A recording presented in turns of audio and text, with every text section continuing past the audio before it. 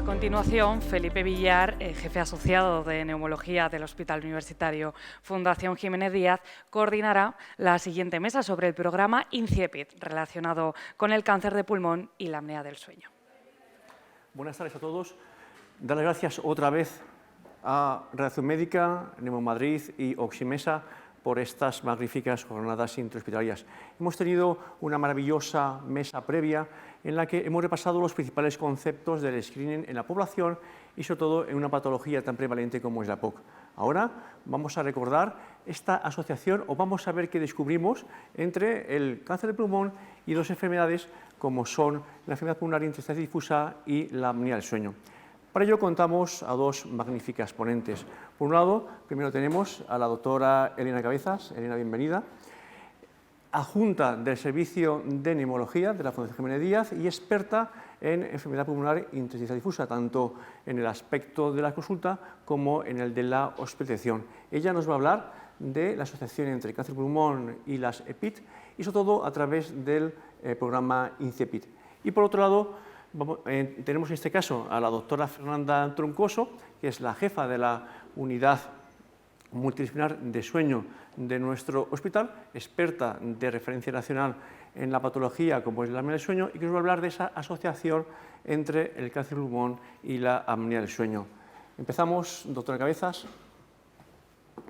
Voy a hablar sobre el programa INCIEPID, la detección precoz de las enfermedades pulmonares intersticiales en el programa dentro de screening de cáncer de pulmón. Bueno, voy a seguir el siguiente esquema, haré una pequeña introducción sobre el tema. A continuación describiré las alteraciones intersticiales pulmonares incipientes, denominadas ILAS.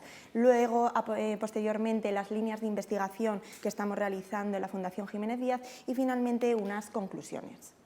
Bien, como sabéis, las EPID, enfermedades pulmonares intersticiales difusas, son un grupo amplio y heterogéneo de enfermedades que afectan al intersticio pulmonar. Aquellas que tienen un fenotipo fibrosante presentan un mayor deterioro clínico, un mayor deterioro funcional y una mayor mortalidad. Entre ellas destaca la FPI, la fibrosis pulmonar idiopática, que es la enfermedad más prevalente y con peor pronóstico. El programa de screening de cáncer de pulmón es una oportunidad que tenemos para detectar precozmente estas enfermedades pulmonares intersticiales difusas.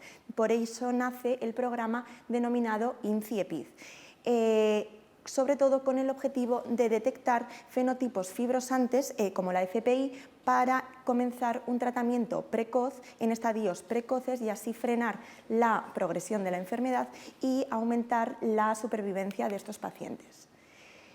Como han comentado ya mis compañeros, el screening de cáncer de pulmón se basa en un TAC de baja radiación al año.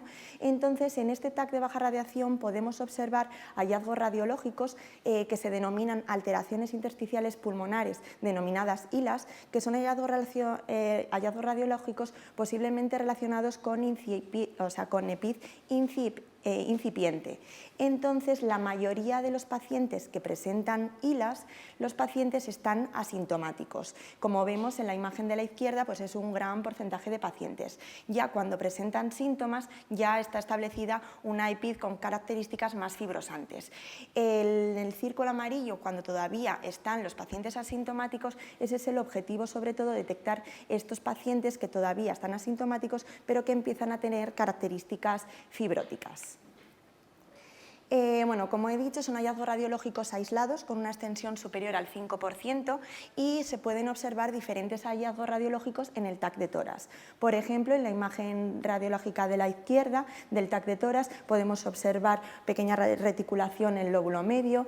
En la imagen del medio podemos observar un patrón reticular bilateral con opacidades en vidrio deslustrado, y ya en la tercera imagen ya vemos más características fibróticas con patrón reticular, patrón empanal y bronquiectasias de tracción.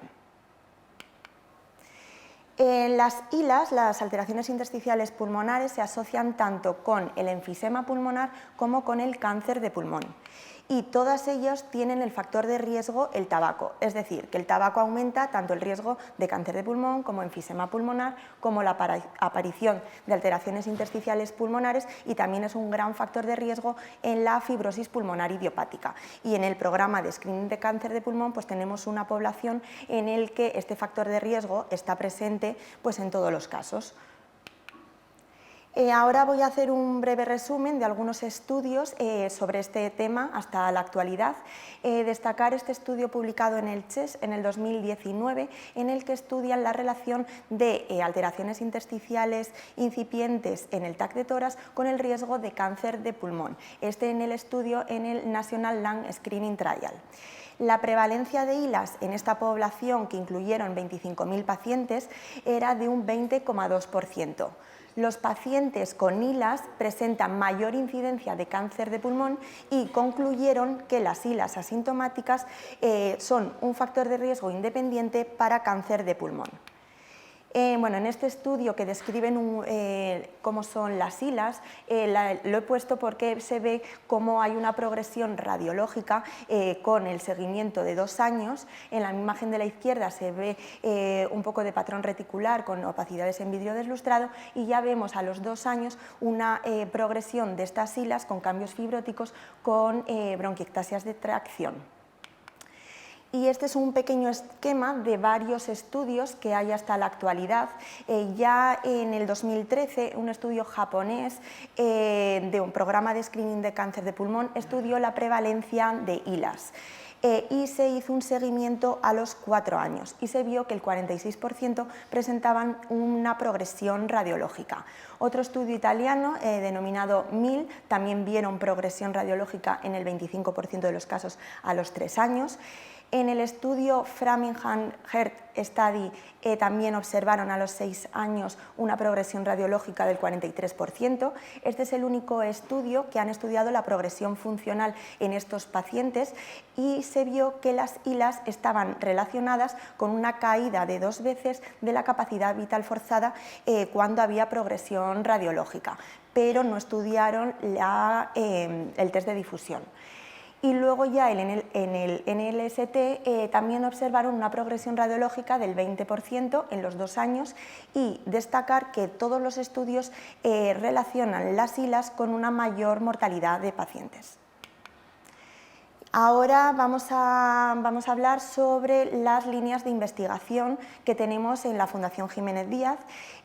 Como he dicho anteriormente, pues el programa de screening de cáncer de pulmón es una oportunidad para detectar precozmente la EPID, y entonces nos basamos en imágenes radiológicas, las pruebas funcionales respiratorias y también biomarcadores séricos. Los datos que voy a presentar hasta ahora son los analizados con 1.300 pacientes incluidos. Dentro de estos 1.300 pacientes, 32 de ellos presentaban ILAS, es decir, una prevalencia de 2,7, mucho inferior a las prevalencias descritas en la literatura que he explicado anteriormente. La mayoría eran varones, un 68%, con una edad media de 65 años, con un 72% eran fumadores activos, con un IPA medio de 45. Las ILAS más frecuentes que se observaron fueron la reticulación, seguido del vidrio deslustrado, y posteriormente las bronquiectasias de tracción. Y las EPID que se describieron en esta cohorte, el 50% sobre todo eran enfermedades pulmonares intersticiales incipientes o neumonía descamativa, que es lógico pensar por la asociación al tabaco, y posteriormente neumonía intersticial idiopática no clasificable. En cuanto a la progresión funcional, se hizo un seguimiento de estos 1.300 pacientes durante 4 años y se vio una mayor progresión funcional, más números de casos en el segundo año, con una caída de la capacidad vital forzada mayor o igual del 10%, y sobre todo era en mujeres y en sujetos de menos de 60 años. Y ahora una línea que estamos investigando son los biomarcadores séricos, que voy a dar unas pinceladas de qué son. Son unas moléculas o genes que contienen información sobre el estado de salud o enfermedad del sujeto analizado y sirven en diferentes estadios de la enfermedad, antes de que aparezca, para la detección precoz, también para diagnosticar, para el pronóstico, para predecir la progresión, la mortalidad de los pacientes. Y dentro de estas enfermedades pulmonares intersticiales pues podemos ver biomarcadores a diferentes niveles, tanto a nivel del daño endotelial, a nivel del daño alveolar, en el proceso de fibrogénesis, cuando la disregulación inmune. Y nosotros nos hemos centrado en uno de ellos, el KL6, que es una glicoproteína de alto peso molecular, una mucina transmembrana que se llama MUC1 y está expresada en la membrana extracelular de los neumocitos tipo 2. Entonces, cuando en las enfermedades pulmonares fibrosantes hay una regeneración, hay fibrosis, se ve aumentada esta producción de KL6. El KL6 promueve la migración, proliferación y supervivencia de los fibroblastos pulmonares y también es un biomarcador quimiotáctico para los fibroblastos. Entonces, hemos analizado el cambio del nivel de KL6 a lo largo de 2 años y entonces hemos visto que el aumento del biomarcador sérico de KL6 puede ser útil para predecir la progresión funcional en estos pacientes con alteraciones intersticiales incipientes detectadas en el programa de screening de cáncer de pulmón, sobre todo en la difusión pulmonar y en la capacidad vital forzada. Y ya para concluir, los mensajes que nos tenemos que llevar a casa, pues que las EPID son un grupo heterogéneo de etiología variada y evolución también muy variable. El programa de screening de cáncer de pulmón es una oportunidad para detectar precozmente estas enfermedades, sobre todo las de fenotipo fibrosante, como la fibrosis pulmonar idiopática, para un tratamiento precoz en estadios precoces para frenar la enfermedad. Entonces, estos pacientes, cuando encontramos alteraciones intersticiales, se derivan a la consulta especializada de neumología intersticial. Las ILAs son los hallazgos radiológicos posiblemente relacionados con EPID incipiente. Recordar que el factor de riesgo en común es el tabaco y que los biomarcadores pues hay mucho que estudiar y que tenemos buenos resultados, que el aumento del biomarcador KL6 pues puede ser útil para predecir la progresión funcional en estos pacientes. Y muchas gracias.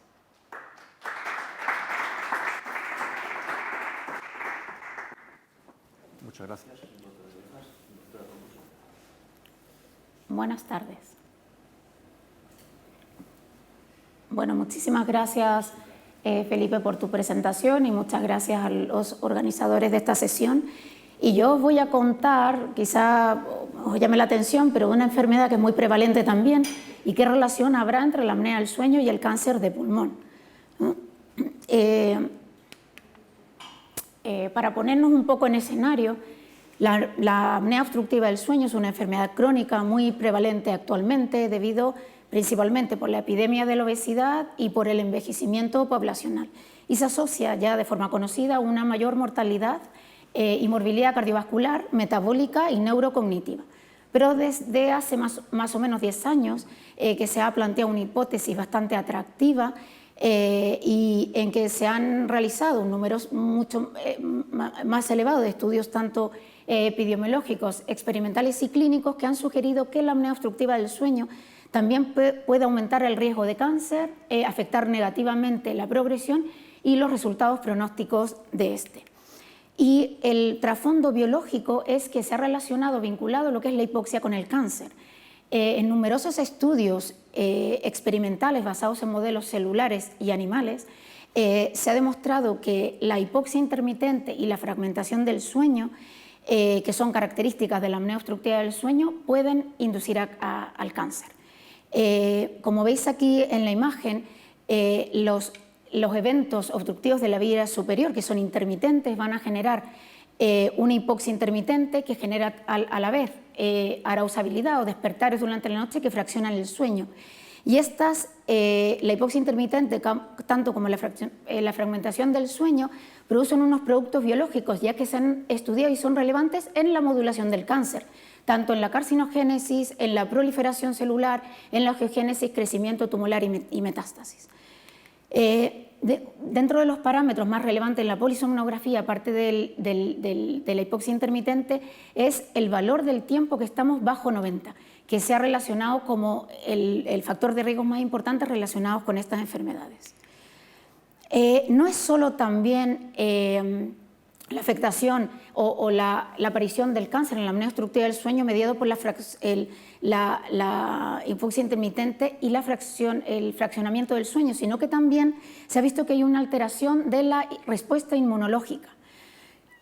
Además, se ha visto que la apnea obstructiva del sueño, que se hace más prevalente, como vimos, con la edad y con la obesidad, estos dos factores también modulan el cáncer y lo hacen que realmente esto pueda ser más agresivo. Por lo tanto, a tener en cuenta que estos son los dos factores de confusión más importantes al relacionar las dos enfermedades. Como veis, la mayoría de los estudios experimentales están basados en los modelos animales, tanto en melanoma como en cáncer de pulmón. Y esto es importante para las conclusiones que vamos a ver un poquito más adelante. Pero a pesar de que la plausibilidad biológica está dada por estos estudios experimentales que pueden relacionar la causa-efecto entre la apnea y el cáncer, los estudios o la evidencia epidemiológica es incierta y contradictoria. En estos estudios, aquí hay un estudio de revisión muy interesante y hay metaanálisis en que esta relación es un poco complicada y contradictoria. Esto puede ser debido a que realmente los estudios que se han realizado hasta la fecha no son estudios diseñados para esta hipótesis, no para confirmar esta hipótesis. Y además todos los datos incluidos son datos muy heterogéneos, con distintos tipos de cáncer e incluso de cáncer, de subtipos de cáncer, por lo tanto es muy difícil sacar conclusiones, aunque son una N elevada, ¿no? Pero sí hay una mayor evidencia en el cáncer de pulmón. En este metaanálisis, que es de publicación reciente, de muy hace poco, incluyeron casi 5 millones de pacientes de 4 estudios observacionales, donde la apnea obstructiva del sueño tenían un riesgo de cáncer del pulmón un 30% más que los pacientes que no tenían apnea obstructiva del sueño. ¿Y qué es lo que hemos hecho nosotros? Entonces, aprovechando que tenemos en el servicio el screening de cáncer de pulmón y que esta evidencia en los años que empezó el programa de cribado estaba poniéndose un poco en marcha y los estudios en animales sí que eran un poco concluyentes, entonces decidimos realizar una poligrafía respiratoria a todo paciente que se incluía en el programa de screening. Y a la vez, ya que es un centro de referencia también en la unidad de broncoscopia respecto a cáncer de pulmón, decidimos mirar qué ocurría en los pacientes que tenían cáncer de pulmón respecto a la apnea del sueño. Entonces hay 3 publicaciones de nuestro equipo. En esta primera publicación es la Cortez-Sale, donde son los pacientes que eran diagnosticados de cáncer de pulmón de nuevo diagnóstico, a los cuales se realizaba una poligrafía respiratoria. Se incluyeron 66 pacientes, una edad media de 68 años. Los tipos histológicos más frecuentes, el adenocarcinoma, son pacientes sin somnolencia, veis la escala de Epworth baja, un T90 medio también desde 10%, y encontramos el 50% de los pacientes tenía una apnea del sueño moderada grave, tomando referencia el IH mayor de 15. Luego decidimos valorar qué pasaba con esas poligrafías que estábamos haciendo en el estudio de screening. Aquí tenemos los criterios de inclusión e incluimos 266 pacientes en las primeras muestras de la poligrafía respiratoria, tiene una edad media de 66 años. Llamaba la atención, como hemos visto también en las charlas anteriores, que eran EPOC leve y enfisema leve, que son dos patologías que sí que sabemos que modulan la respuesta o la agravación del cáncer y la aparición de este. Y la prevalencia era también bastante elevada. Vemos que el IH mayor de 15 estaba en el 41% de los pacientes. Y además los resultados positivos del criado, o sea, el hallazgo de un nódulo mayor de 6 milímetros, se asoció con la hipoxia nocturna después del análisis con todos los factores de confusión. Entonces, la apnea del sueño es prevalente en este grupo poblacional y se condiciona la aparición de nódulos pulmonares sospechosos. Luego lo que decidimos es juntar ambas cortes, ¿no? Entonces hicimos un transversal de la corte combinada de 302 pacientes, donde se compararon los sujetos que tenían apnea obstructiva del sueño con el grupo de control que no tenía la apnea obstructiva del sueño. La prevalencia también fue elevada, un 42% de los pacientes con IH mayor de 15 y un 21% de cáncer de pulmón. Aquí el cáncer de pulmón fue un 8% más prevalente en pacientes con un IH mayor de 15. Después de todos los análisis estadísticos bastante arduos, pero que intentaban controlar los factores de confusión, que son muy importantes, se vio que el IH y la hipoxemia nocturna, medida tanto por el IDO, el índice de saturación de oxígeno, el 3%, como el T90, se asocian de forma independiente con la presencia de cáncer de pulmón. Tenemos datos aún pendientes de analizar y de publicar. Hemos seguido la corte SAIL, o sea, la corte de cáncer de pulmón. Hemos hecho un análisis preliminar ya de hace un tiempo del seguimiento de estos pacientes hasta el 2022. Lo que realizamos con estos pacientes era un abordaje como lo hacemos en el día a día. Al paciente que tenía un IH mayor de 15 sintomático se le ofrecía tratamiento con CEPAP, y al paciente con un IH mayor de 30, aunque no fuera sintomático, se le también ofrecía tratamiento con CEPAP.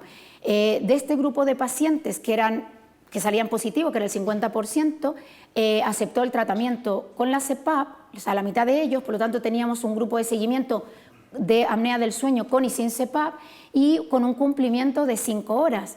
Si en nuestros foros, nuestro caballo de batalla un poco es la respuesta al tratamiento y el cumplimiento del paciente, porque dormimos 7-8 horas y si usamos la CEPAP pocas horas, tenemos casi la mitad de la noche con los efectos de la hipoxia intermitente y la fragmentación del sueño. Así que realmente cuando se ha planteado el abordaje de esta población a nivel multicéntrico, es un poco complicado, ya que el paciente no respondedor, las conclusiones no pueden ser, no son válidas la mayoría de las veces, o es un hándicap un poco para poder llegar a la mejor evidencia. En el momento del análisis, la mitad de esta población había fallecido, las horas de sueño eran adecuadas, ¿no? Pero se vio sí que se objetivó una disminución de la supervivencia con un IH que lo consideramos nosotros en nuestros protocolos de muy grave, con un IH mayor de 50. Se observó una tendencia protectora con el tratamiento de CEPAP, es verdad que es una N muy pequeñita la que nos quedó, pero no alcanzó la estadística, o sea, la relevancia estadística. Y respecto a la corte coordinada, lo que estamos pendientes ahora, que ya tenemos todos los datos clínicos recolectados y puesto en marcha todo lo que es el análisis de biomarcadores y sobre todo de esta línea de alteraciones inmunológicas.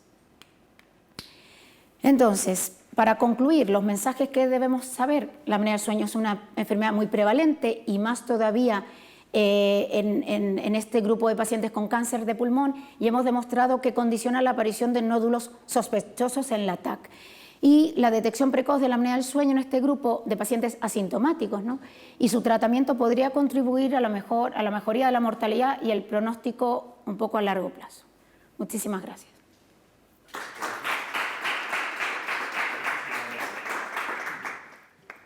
Muchas gracias a las dos por esta magnífica exposición. Antes de pasar a un pequeño debate, no sé si dentro del público o de los que nos oyen, ¿alguno tiene algún tipo de pregunta? Veo que estamos timoratos al principio, vamos a ver después.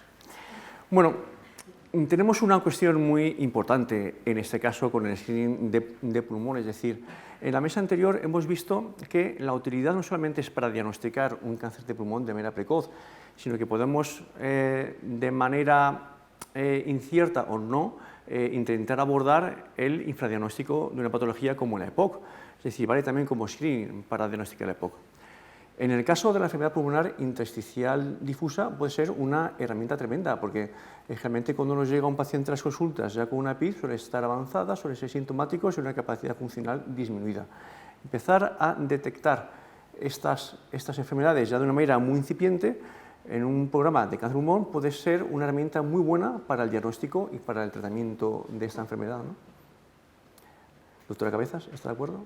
Pues sí, estoy de acuerdo y como he comentado anteriormente, pues considero que es una oportunidad para detectar precozmente estas enfermedades que al comienzo son silenciosas y entonces ante mínimas alteraciones intersticiales derivarlas a una consulta especializada de patología intersticial donde hay una buena anamnesis, buena exploración, un seguimiento radiológico con pruebas funcionales, también una analítica completa con parámetros de inflamación y biomarcadores, pues es muy interesante interesante pues, para detectar precozmente, sobre todo las enfermedades con características fibróticas como la FPI, que es la que más prevalente y de peor pronóstico. Entonces, si lo diagnosticamos precozmente, empezamos el tratamiento antes y conseguimos frenar la evolución de la enfermedad. ¿Podría ser que este inicio precoz del tratamiento afectara sobre todo en un beneficio mayor en aquellos pacientes que ya empiezan a deteriorarse su función pulmonar? Es decir, justo al principio de la enfermedad es cuando sea mucho más eficaz un tratamiento. Pues ese es el objetivo, que con un seguimiento también con pruebas funcionales vemos la progresión, y hay enfermedades fibrosantes que la progresión funcional pues es muy rápida, entonces pues ahí el tratamiento antifibrótico pues actuaría, y ese es el objetivo. Algo parecido pasa en la apnea del sueño, en la que tenemos una enfermedad en la que cuando yo era residente empezamos a ver que estaba relacionada con la hipertensión arterial, luego con las enfermedades cardiovasculares y ahora tenemos el cáncer de pulmón. Sabemos que hay múltiples vías patogénicas, ¿no? Pero llama la atención esta asociación a veces bidireccional, ¿no? Parece que a lo mejor el paciente con cáncer de pulmón pueden desarrollar o no, o hay una mayor prevalencia de cáncer de pulmón o no, pero sobre todo pacientes con cáncer de pulmón que sí pueden desarrollar apnea del sueño o viceversa, ¿no? Pacientes con apnea que desarrollan cáncer de pulmón, ¿no? Claro, los estudios, o sea, lo que conocemos hasta la fecha son datos poblacionales de grandes cohortes, ¿no? Donde claramente una de las patologías que siempre aparece es el cáncer, ¿no? Entonces, de ahí, de la mortalidad de los pacientes con apnea obstructiva del sueño del ámbito cardiovascular, que es muy conocido, ¿no? Pero que aparece el cáncer después del seguimiento a largo plazo de todas estas cohortes poblacionales. Pero es verdad que la apnea obstructiva del sueño es una enfermedad inflamatoria, crónica. Cuando la diagnosticamos no tenemos idea del tiempo que ha evolucionado la enfermedad, y lo mismo pasa con el cáncer. Quizás la asociación de las dos enfermedades viene desde hace muchísimo tiempo, y el conocer eso va a ser bastante complicado, ¿no? Como para prevenirla, ¿no? Pero es hipoxia, y la hipoxia es cáncer. Entonces yo creo que de ahí, de todas maneras, la apnea obstructiva del sueño, que comparte dos factores de confusión importantes, ahora que es la obesidad y el envejecimiento poblacional, hay que intentar prevenir sobre todo la parte de la obesidad, ¿no? que es bastante prevenible, con un abordaje desde la atención primaria, y donde yo creo que sí que una vida saludable y unas horas de sueño adecuadas, pues mejor prevenir que curar. Claro, un concepto muy importante que puede impactar en estos pacientes es una apnea del sueño no diagnosticada o diagnosticada pero no tratada o mal tratada, ¿puede impactar en que el paciente desarrolle un cáncer de pulmón? Por ahí va la cosa.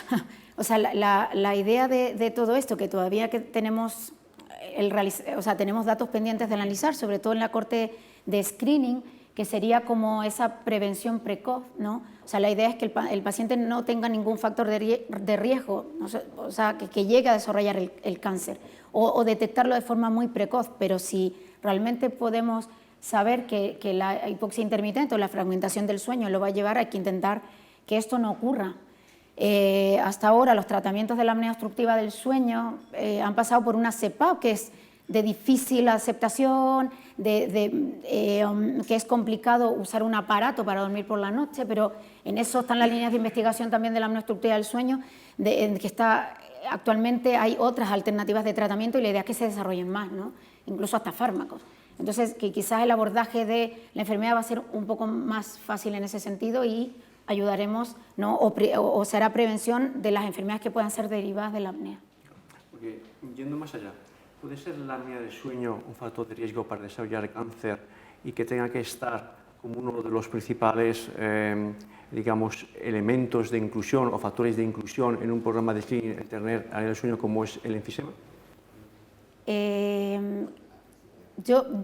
complicado. O sea, nosotros lo que estamos viendo es que con el tema de la apnea del sueño la prevalencia cada vez aumenta más. Estamos viendo la punta o diagnosticado a muy pocos pacientes todavía. Empezamos con una prevalencia entre el 4 y el 5%, y hay series que llevan el 30%. O sea, abordar esa cantidad de población, que puede ser incluso asintomática, porque estos pacientes eran asintomáticos, yo lo veo complicado.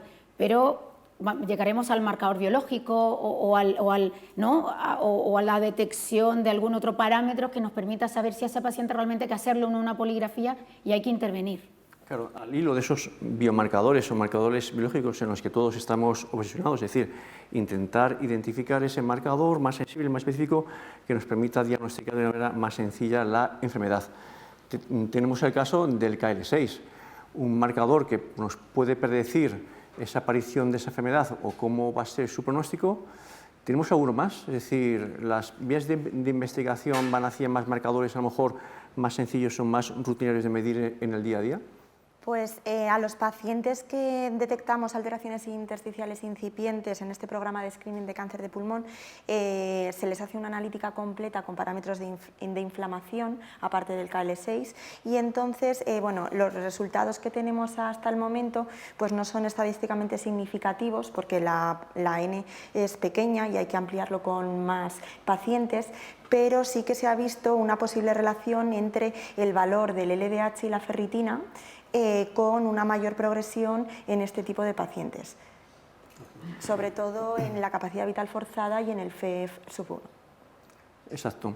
Y luego después, biomarcadores a lo mejor en la universidad tenemos menos, pero tenemos el IH que es muy potente, ¿no? Puede ser que podemos llegar a establecer un punto de corte de un IH a partir del cual ya empezamos a tener que pensar que ese paciente puede desarrollar una patología tumoral en un futuro. Claro, dentro de los parámetros que están impactando ahora en lo que es las consecuencias que puede tener la apnea del sueño, realmente el IH lo hemos dejado un poco de lado, ¿no? O sea, ahora lo que se está mirando es la carga hipóxica, por ejemplo, o sea, la duración del evento respiratorio. O sea, hay una serie de marcadores que van a acompañar a ese IH, porque antes la enfermedad se estaba simplificando mucho a un número, ¿no? Pero realmente detrás de eso, más que el número, hay arausabilidad, o sea, despertares que fraccionan el sueño, que sí que tienen más relevancia, la carga, el hipoxiparden, que es la carga hipóxica. Entonces, y eso es lo que está saliendo ahora, por lo tanto, los datos ahora no los tenemos así tan claros, pero esa es la línea de investigación respecto a diagnosticar la enfermedad y sobre todo para saber el pronóstico que puede tener cada paciente de forma individualizada. Muy bien, antes de ir a una última preguntita, no sé si alguien del público se nos anima. Para concluir, hemos visto, por ejemplo, con la mesa anterior, el papel que puede jugar la EPOC, ¿no? Y probablemente en la próxima estrategia nacional de EPOC debería de estar el screening de cáncer de pulmón como un elemento para realizar el screening o para combatir el infradiagnóstico. ¿Cuál es el papel futuro o hacia dónde van los tiros de las sociedades, pacientes, médicos, administraciones, cada una de vuestras patologías? Doctora Troncoso, primero. Bueno, yo creo que el éxito, ¿no?, del programa de screening de cáncer de pulmón y el abordaje precoz de un paciente y de la prevención, yo creo que es la línea en todas las enfermedades respiratorias, ¿no? La idea obviamente que es que mientras más estudios se hagan multicéntricos o incluso internacionales, que nos den más evidencia, yo creo que esa es un poco la línea a seguir, intentar enfocar no solo esto que sea a nivel del hospital o unicéntrico, sino que compartamos datos con experiencias de otros hospitales. Eso debería ser una implicación, ¿no?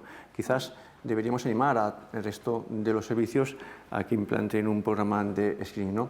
Sobre todo, e incluso, igual pasará en el año del sueño, como pasará en APID, en las nuevas guías o en los nuevos protocolos, a lo mejor el cáncer de pulmón debe de empezar a jugar un papel en estas enfermedades, ¿no?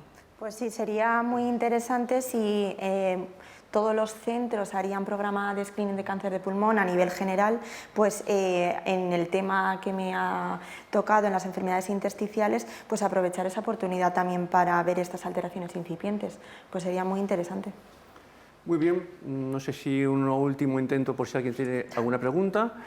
En el caso de que veo que no, pues, dar las gracias a la doctora Troncoso y a la doctora Cabeza, tanto por sus exposiciones como por su brillante discusión, y emplazamos a todos los que lo sois a que empecéis a implantar un programa de screening en vuestros centros, en vuestros hospitales. Muchas gracias.